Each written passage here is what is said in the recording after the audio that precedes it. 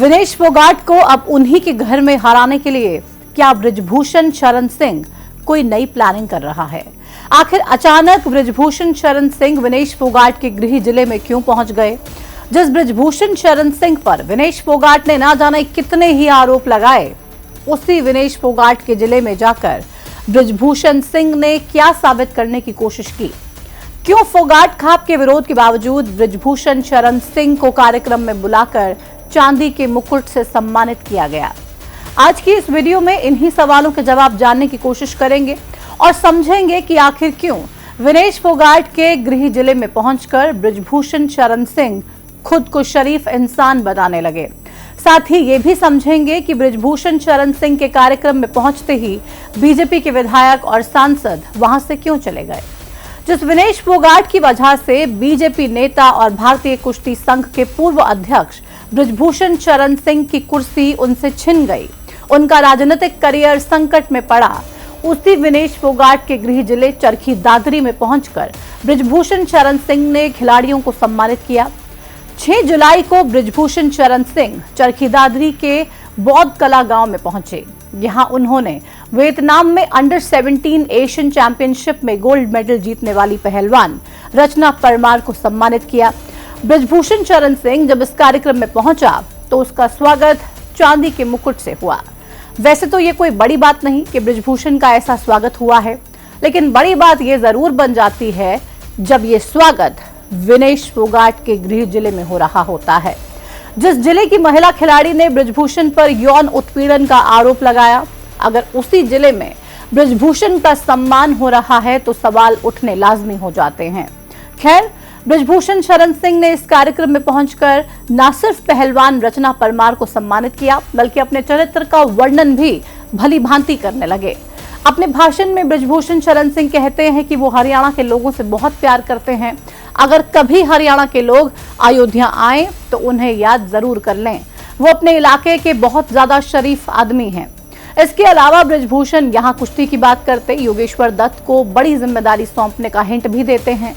योगेश्वर दत्त वैसे तो बीजेपी के नेता हैं, लेकिन जब हरियाणा के कई खिलाड़ी बृजभूषण शरण सिंह के खिलाफ थे तो योगेश्वर दत्त उनके समर्थन में खड़े रहे।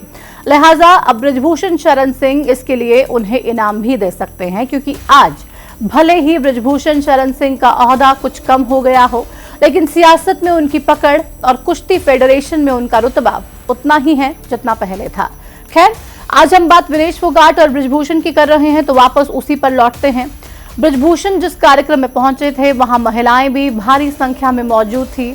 ऐसे में खबर ये भी आई कि बृजभूषण शरण सिंह इन महिलाओं के पैरों में हाथ रखकर उनसे आशीर्वाद ले रहे थे।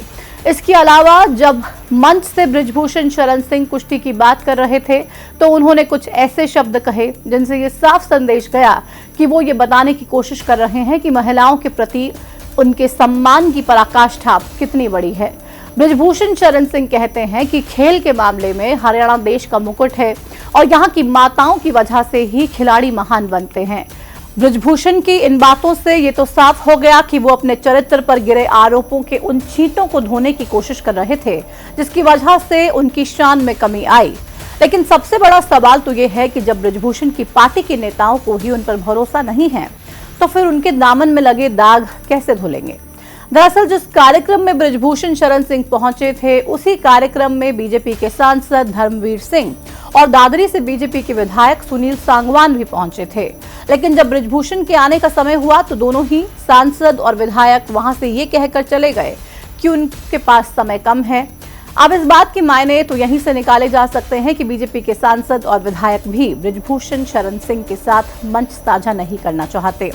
हो सकता है दोनों ही माननीयों को बृजभूषण के साथ मंच साझा करने से अपने वोट बैंक पर असर पड़ता दिख रहा हो, इसलिए उन्होंने बृजभूषण का इंतजार नहीं किया। खैर, बृजभूषण के लिए चरखी दादरी का एक कार्यक्रम उनकी मौजूदा सियासत और भविष्य की राजनीति दोनों के लिए अहम था, इसलिए यहाँ उन्होंने किसी तरह की कोई कसर नहीं छोड़ी। अपने भाषण के जरिए अपने चरित्र का बखान किया और फिर शायरी के जरिए विनेश फोगाट को निशाने पर लेने की कोशिश भी की। बृजभूषण शायरी करते हुए ये कहते नजर आए कि जिस समय मेरे ऊपर आरोप लगे थे मैंने कहा था, इसलिए तो नगर नगर बदनाम हो गए मेरे आंसू। मैं उनका हो गया था जिनका कोई पहरेदार नहीं था। इन लाइनों के जरिए ही बृजभूषण बिना नाम लिए विनेश फोगाट को लेकर वो सब कह गए जो वो कहना चाहते थे। हालांकि विनेश फोगाट का इस पर अभी तक कोई रिएक्शन सामने नहीं आया है।